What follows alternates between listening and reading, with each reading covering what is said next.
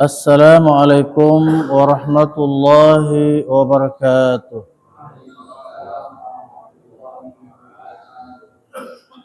Innal hamdalillah nahmaduhu wa nasta'inuhu wa nastaghfiruh wa na'udzu billahi min shururi anfusina wa min sayyiati a'malina. May yahdihillahu fala mudilla lahu wa may yudlil fala hadiya lahu.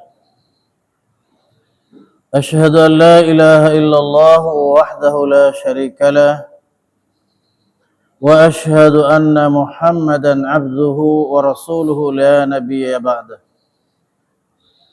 اللهم صل على محمد وعلى آله وأصحابه ومن تبعه ومن والاه أما بعد قال الله تعالى في القرآن الكريم أعوذ بالله من الشيطان الرجيم يا أيها الذين آمنوا اتقوا الله ولتنظر نفس ما قدمت لغد واتقوا الله إن الله خبير بما تعملون وقال رسول الله صلى الله عليه وسلم فعليكم بسنتي وسنة الخلفاء الراشدين المهديين عضوا عليها بالنواجذ.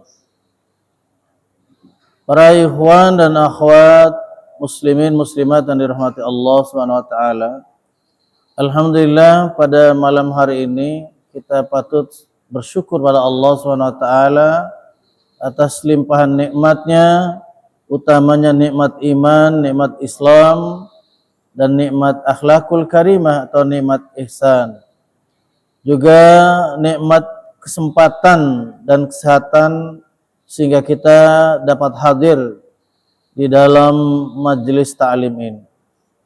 Mudah-mudahan tiap-tiap langkah para ikhwan akhwat tercatat amal soleh di sisi Allah Subhanahu wa taala. Amin ya rabbal alamin. Salawat dan salam semoga Allah limpahkan atas Nabi Muhammad sallallahu alaihi wasallam dan orang-orang yang senantiasa mengikuti sunnahnya hingga yaumil qiyamah. Amin ya rabbal alamin. Para ikhwan, beberapa ayat atau 7 ayat ya dari surah Ali Imran dimulai dari ayat yang ke-100 yang ke-121 hingga 127 tadi telah dibacakan di awal. Di dalam ayat ini Allah Subhanahu wa taala mengkisahkan tentang kemenangan dalam perang Badar dan sebagai kabar gembira bagi orang-orang yang beriman, namun perlu mewaspadai kekuatan daripada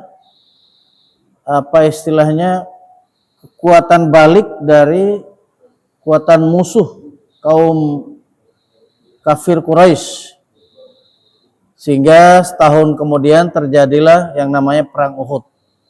Ini awal ayat Allah Subhanahu wa taala mengungkapkannya kepada Rasulullah sallallahu alaihi wasallam.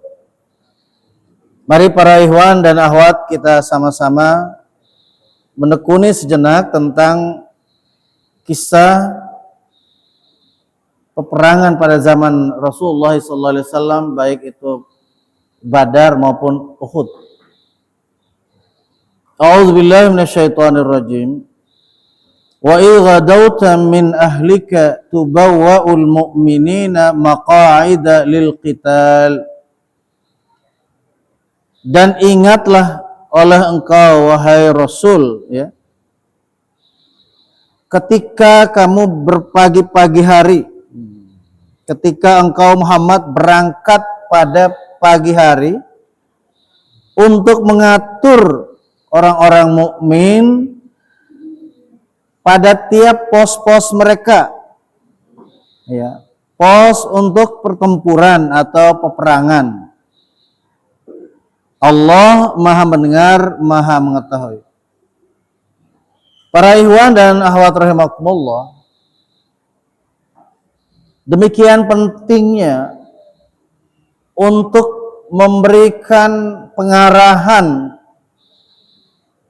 kesiapan yang utuh bagi pasukan-pasukan kaum muslimin pada saat itu, sampai disebutkan pagi-pagi beliau pergi memeriksa pasukan kaum muslimin di Madinah ini pada tahun ketiga Hijriah, para ikhwan.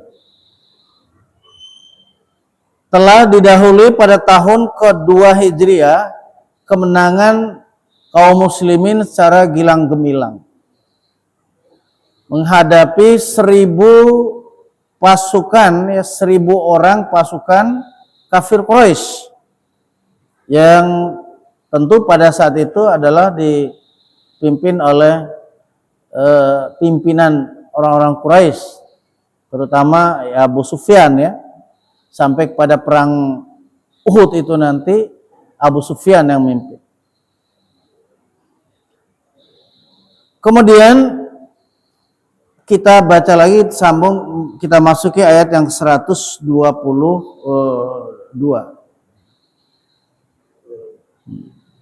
Ilhammat ta'ifatan minkum an tafshala wallahu waliyuhuma. Ilhammat ta'ifatan minkum. Ingat pula ketika ada 2 pasukan,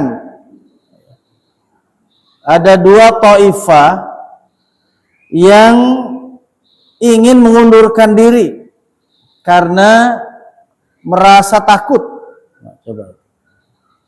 Ingin mengundurkan diri keluar dari pasukan besar kaum muslimin yang pada saat perang Uhud itu kurang lebih berjumlah 1000 orang, berbanding pasukan Abu Sufyan itu yang datang dari Makkah dan gabung dengan beberapa yang lainnya, yaitu 3000 orang. 3000 orang dalam pasukan yang dipimpin Abu Sufyan itu. Wallahu waliyuhuma, sedangkan penolong mereka berdua ini adalah Allah. Jadi masih mereka merasa takut. Bisa jadi ini karena memang sudah mulai ada kasakusuk dari pihak munafik. Bahkan kita baca dalam tarikh perang Uhud, dalam persiapan yang akan berangkat itu ada 1000 kaum muslimin. Di tengah jalan tiba-tiba berulah si munafik, yaitu Abdullah bin Ubay bin Salul. Ya, orang munafik ini membuat ulah yang sangat merugikan bagi pasukan kaum muslimin. Jadi 300, kami baca dalam sejarahnya, pasukan kaum muslimin yang oleh Abdullah bin Ubay bin Salul ini berhasil digosok-gosok supaya mereka itu mau mengikuti nasihat dia untuk pulang, tidak meneruskan perjalanan. Dirayu, ini hati-hati nih, kalau dulu 1000 ya mungkin masih bisa, ini perbandingannya 3000, main-main. Nah, ini dibuatlah berbagai macam sandiwara oleh si Abdullah bin Ubay bin Salul, si munafik ini. Ya, tapi Rasulullah SAW tetap memberikan semangat kepada kaum muslimin. Kita lanjutkan ayatnya. Wa 'alallahi falyatawakkalul mu'minun. Dan kepada Allah lah semata-mata hendaklah bertawakalnya orang-orang yang beriman itu. Jadi di akhir ayat ini semestinya bagi orang-orang yang beriman itu full bertawakal hanya kepada Allah. Ya, persoalan ada yang meninggal di peperangan tersebut dengan syahid, memang sudah Allah tentukan. Bahkan di ayat lain disebutkan bahwasanya orang-orang yang beriman itu juga mereka meminta, mengharapkan melihat sudah saya syahid, berkeinginan juga untuk menjadi syahid.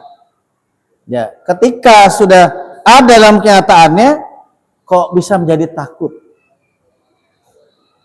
Yang kedua, bahwasanya Allah SWT ingin memisahkan orang-orang yang benar-benar dalam keimanannya dan dusta dalam keimanannya. Nah, itu. Jadi kalau yang benar-benar dalam beriman, mereka maju tanpa ragu-ragu dan tawakal pada Allah, itu benar keimanan. Sementara yang ragu-ragu berarti dusta keimanannya. Ini dua taifah ini, yaitu kami baca yang tarikhnya. Yang pertama adalah Bani Salamah dari suku Khazraj. Karena ada dua suku para ikhwan ya dan akhwat di Madinah itu yang tinggal bersama dalam kepemimpinan Rasulullah sallallahu alaihi wasallam. Dan yang kedua Bani Harithah dari suku Aus. Jadi dua suku, ya dua kelompok dari pasukan kaum muslimin di Madinah itu. Kita tahu bahwasanya suku Khazraj dan Aus, mengulang menjelaskan sedikit sejarah mereka, bahwa dulu punya sejarah kelam. Mereka musuh bebuyutan sebelum datangnya Rasulullah SAW berhijrah ke kota mereka, Yathrib, yaitu Madinah. Di sini yang terkenal dalam sejarah itu dua suku ini sudah akur, sudah baik mereka.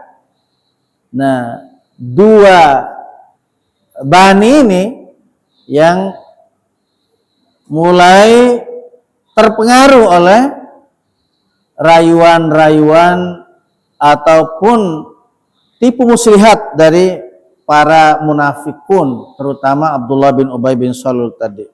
Jadi Bani Salamah, Bani Harithah sudah mulai takut, tapi diberikan semangat, akhirnya berangkat. Wallahu alam, di antara 300 ini apakah termasuk mereka lagi yang pulang juga? Ya, cuman nggak dijelaskan secara detail dalam tarikh para ikhwan dan akhwat. Nah, kemudian kita lanjut ayat yang ke-123. Walaqad nasarakumullahu bi Badri wa antum adillah wattaqullaha la'allakum tashkurun. Dan sungguh telah Allah tolong kalian semua pada waktu perang Badar, sementara kalian dalam keadaan lemah pada saat itu. Perekonomian ibaratnya baru mulai tumbuh pada tahun kedua Hijriah. Peralatan masih jauh dari sempurna. Tapi Allah SWT memberikan bala bantuan dengan malaikat yang diturunkan dari langit, dan malaikat-malaikat yang diberi tanda. Nanti akan kita jumpai pada ayat-ayat berikutnya para ikhwan dan akhwat rahimakumullah. Jadi bahwasanya pada masa di mana mereka sulit, sungguh-sungguh mereka bertawakal pada Allah SWT, gitu simpulan. Ketika tahun bertambah, tahun ketiga, sudah banyak harta rampasan perang. Pada tahun kedua itu sudah mulai menjadi pasukan itu mulai sudah ketika berperang sudah mulai mereka memburu harta. Nah. Kemudian sebelum sampai kami sampaikan beberapa cuplikan daripada ulah ya katakanlah yang mengingkari amanat dari Rasulullah sallallahu alaihi wasallam, maka kita selesaikan dulu ayatnya.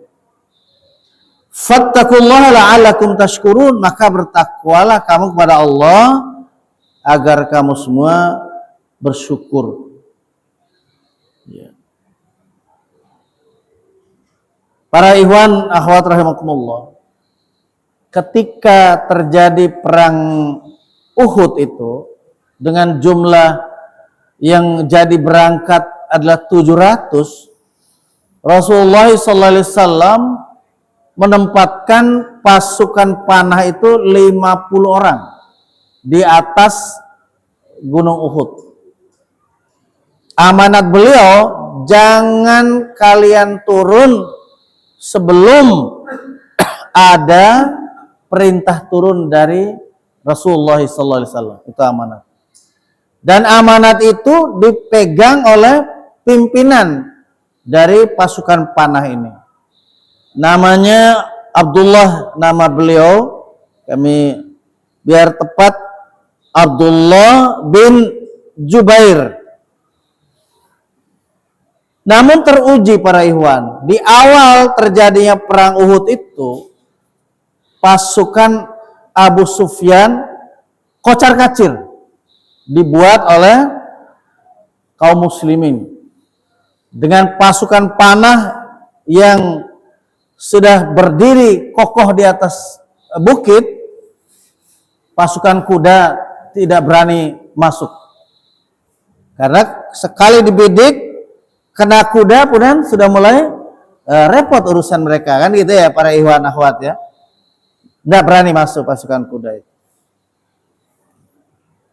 Di bawah juga sudah banyak yang mati, orang-orang kafir itu lari kocar kacir meninggalkan harta benda mereka. Berteriaklah sebagian pasukan di atas, kita sudah menang, ghanimah sudah di depan mata. Nah, berarti ini kan ada simpul kaitan ketika perang Badar dapat ghanimah banyak. Sebelum perang Badar mereka dalam keadaan apa? Miskin. Dari Makkah terutama tidak membawa harta. Orang-orang yang di Madinah hartanya terbagi.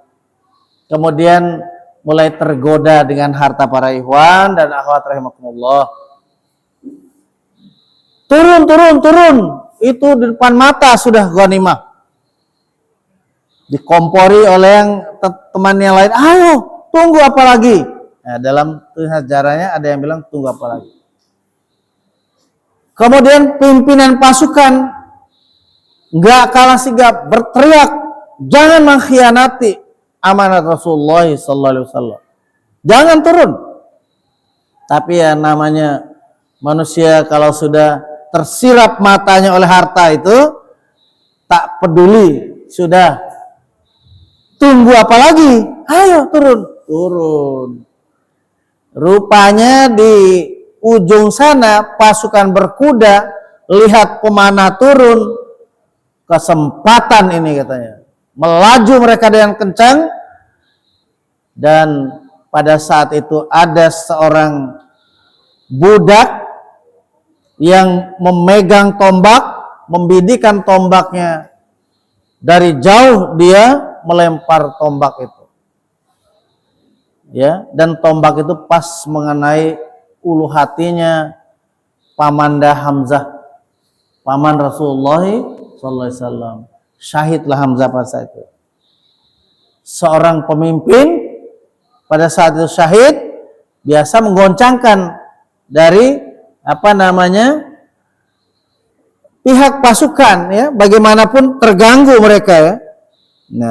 Nah itu. Jadi demi melihat hal seperti itu, maka mulailah mereka, ini tadi namanya Hawash namanya, ya, bernama Haushi, ya, Hawash atau Haushi. Dialah seorang budak yang tercatat di sejarah yang memang ditugasi untuk bawa tombak karena kekuatannya mungkin ya. Dia melempar tombak itu pas mengenai Pamanda Hamzah. Lalu berlarilah siapa? Anaknya Abu Lahab, ya. Lalu membelah badan, minta dibelahkan badannya Hamzah. Nauzubillah min zalik. Kita tidak panjangkan cerita itu ya. Jadi intinya para ikhwan, Jadi setelah kocar-kacir itu kalahlah keadaannya kaum muslimin. Tapi kalah dalam artian mereka ya tetap hanya tidak tetap yang dalam posisi tidak banyak yang meninggal, namun tidak bisa mendapatkan lagi harta yang tadi itu dibidik sebagai harta rampasan perang. Gitu para ikhwan. Kemudian kita lanjutkan ayatnya. إِذْ تَقُولُ لِلْمُؤْمِنِينَ أَلَنْ يَكْفِيَكُمْ أَيُمِدَّكُمْ رَبُّكُمْ بِثَلَاثَةِ آلَافٍ مِنَ الْمَلَائِكَةِ مُنْزَلِينَ.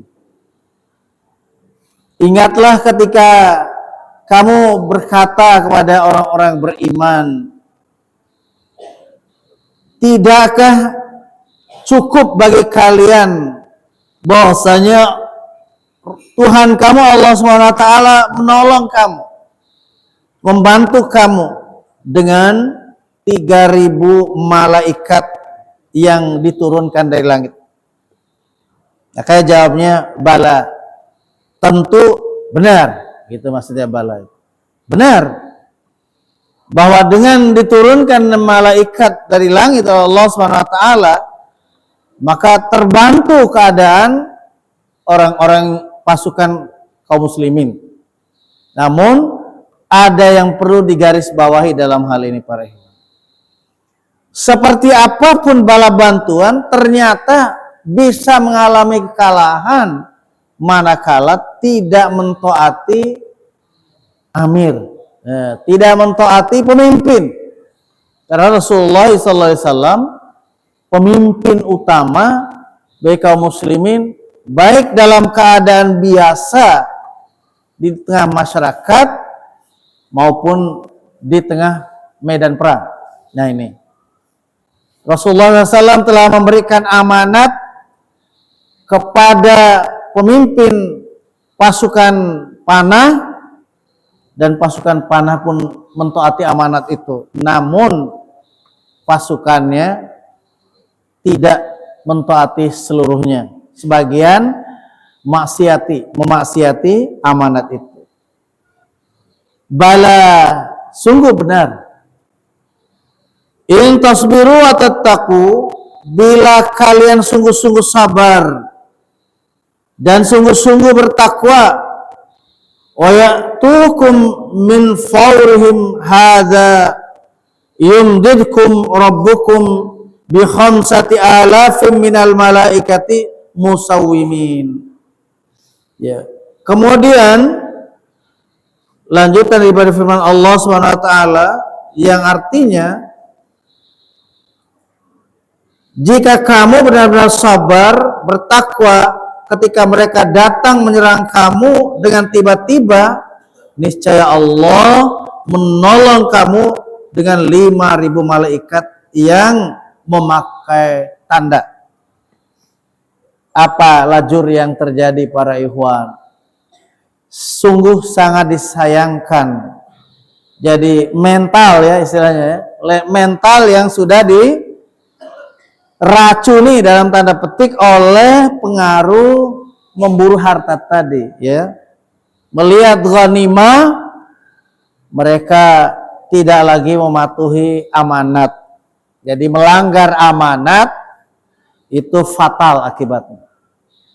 Seberapapun bala bantuan, kembali lagi akan teruji kaum muslimin itu. Jadi benar mereka menderita kekalahan.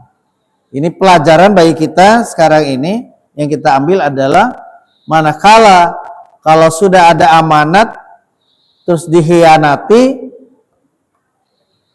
maka seperti apapun ya kita mengerahkan kekuatan akan mentah ya gitu, akan mentah ibaratnya ya. Jadi kurang maksimal hasilnya. Jadi itu para ikhwan dan akhwat.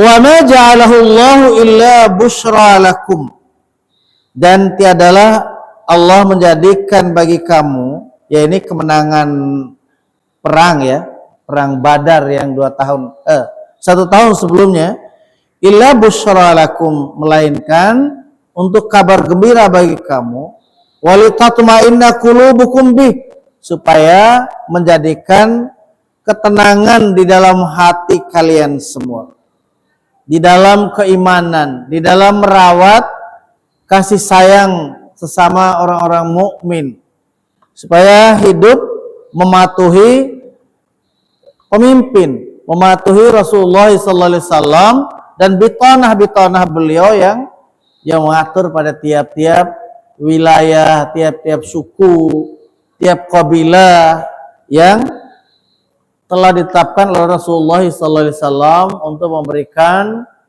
pengajaran dan mengontrol bagaimana ibadah mereka, bagaimana ketaatan dan kepatuhan mereka di dalam menjalankan syariat Islam itu. Para ikhwan dan akhwat rahimakumullah, wa man nasru illa min indillahil azizil hakim, dan tidak ada pertolongan kecuali atau melainkan datang dari sisi Allah. Allah yang maha perkasa lagi maha bijaksana. Jadi pertolongan yang didapatkan pada perang Uhud sebenarnya dimentahkan oleh ulah manusia atau kaum muslimin sendiri yang cenderung memilih ghanimah daripada patuh amanat. Namun kemenangan gilang gemilang pada perang Badar tahun kedua Hijriah menjadi kenyataan, dan harta ghanimah rampasan perang yang begitu amat banyaknya, kiranya setahun setelahnya menjadi menjadikan mereka itu mungkin lalai ya, karena sudah punya harta yang banyak dari rampasan perang itu. Persiapan ada, tapi rasa takut di dalam hati ya untuk takut pada Allah berkurang, tapi rasa berani untuk merebut harta, nah itu jauh lebih unggul, sehingga mendapatkan sekali lagi kekalahan itu. Untuk apa diberikan kemenangan dan kekalahan kepada kaum kafir? Kemenangan bagi muslimin, kekalahan bagi kaum musyrikin, bagi orang-orang kafir. Liyaqta'a tarafan minal ladzina kafaru aw yakbitahum fayanqalibu khaibin. Jadi Allah SWT menyatakan bahwa kemenangan pada perang Badar itu sesungguhnya adalah Allah SWT memberikan bantuan untuk membinasakan segolongan orang kafir, atau untuk menjadikan mereka itu ya menderita kekalahan itu, supaya mereka kembali tanpa membawa rampasan apa-apa. Jadi juga di pihak mereka sana, orang-orang musyrikin, kesatu tujuan mereka adalah balas dendam, ya kan? Pada saat perang Uhud, karena pada saat itu perang Badar mereka pulang dengan tangan hampa. Banyak dari pasukan mereka yang mati.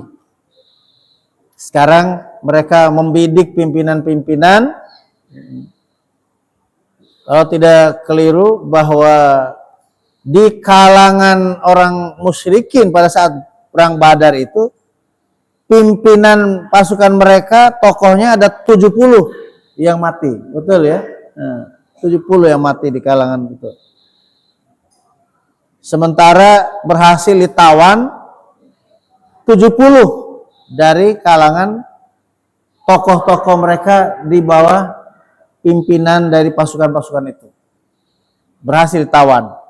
Jadi dari tawanan yang banyak itulah mendapatkan juga ganti, ibaratnya tebusan ya, ibaratnya ya, tebusan. Jadi itulah para ikhwan dan akhwat rahimakumullah, apa yang Allah Subhanahu wa taala kehendaki dengan diberikan kemenangan itu, supaya orang-orang yang kafir itu mereka hina, ya kan? Supaya orang-orang kafir mereka kembali dengan tangan kosong. Namun ketika pada saat orang-orang muslimin, pasukan muslimin teruji dengan harta benda sehingga menjadikan mereka hilang kekuatan. Ya.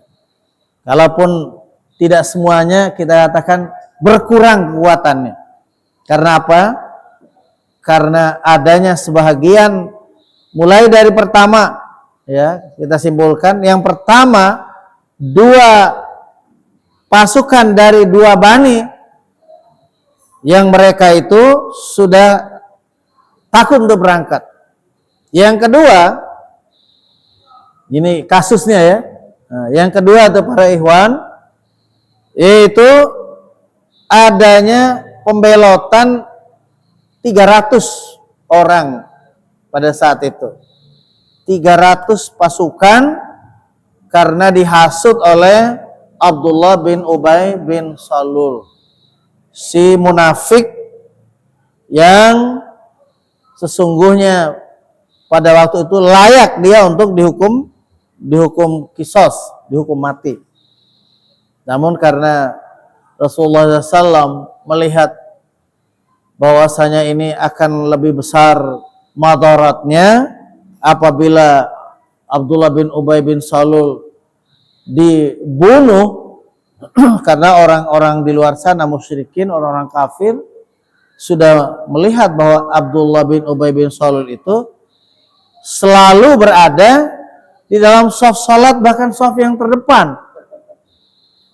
Jadi berat juga ini. Dalam pandangan orang kafir, Abdullah itu sahabat Rasulullah, sahabat kental ibaratnya. Orang sholatnya di belakang imam. Ya, shaf terdepan. Ya kan? Jadi sulit juga untuk memutuskan untuk dibunuh nih Abdullah bin Ubay bin Salul. Padahal pelanggaran dia luar biasa. Enggak hanya seorang dua orang yang dia hasut untuk tidak pulang, untuk pulang kembali, tidak lanjut ke medan perang itu. 300 orang menurut catatan para ahli tarikh, para ahli sejarah, para ikhwan. Jadi kemudian faktor penyebab kelemahan yang ketiga adalah tadi, yaitu pasukan panah sebagian setengahnya, sebagian besar telah lari, mereka turun melihat harta yang ditinggalkan oleh pasukan musuh. Sementara pimpinan mereka sungguh-sungguh berpegang pada amanat Rasul agar jangan turun dari pertahanan sini, pertahanan di Gunung Uhud ini, pasukan panah di atas, tapi mereka melanggar. Jadi ini pelajaran buat kita di 3 hal tadi para ikhwan. Yang pertama, sudah mulai ada rasa takut sehingga mau keluar daripada pasukan besar Rasulullah SAW. Itu 2 kabilah. Yang kedua, adanya pembelot, pelopor pembelot. Abdullah bin Ubay bin Salul itu pelopor daripada para pembelot tadi, yang diiming-imingi, kamu di kebun kalian kurma sudah mulai memerah, dikit lagi panen. Kalau kamu pergi ke sana berhari-hari, berminggu-minggu, ya, berpekan-pekan, baru pulang lagi, nah rontok semua itu. Siapa yang mengutin? Siapa yang manenin, yang panen? Harta depan mata. Sementara kamu pergi perang, nyawa taruhannya. Pilih mana? Anak-anak kalian masih perlu biaya. Ya, digoda betul dengan dunia itu. Karena memang dia tokoh di Makkah itu, karena hilang ketokohan dalam posisi sebagai tokoh musyrikin, dengan kedatangan Rasulullah SAW, Abdullah bin Ubay bin Salul ini punya siasat, ternyata belakang hari baru ketahuan. Daripada tidak dianggap tokoh lagi, mendingan masuk Islam. Jadi seperti itu. Itulah para ikhwan 7 ayat yang kita sama-sama khidmati, sama-sama kaji pada malam hari ini. Mudah-mudahan dengan membaca dan menelaah serta memahami akan kandungan ayat ini, kita senantiasa mendapatkan bimbingan hidayah dari Allah SWT dan menambah iman dan takwa kita kepada Allah SWT. Hadanallahu yakum ajma'in ala faminkum. Wassalamualaikum warahmatullahi wabarakatuh.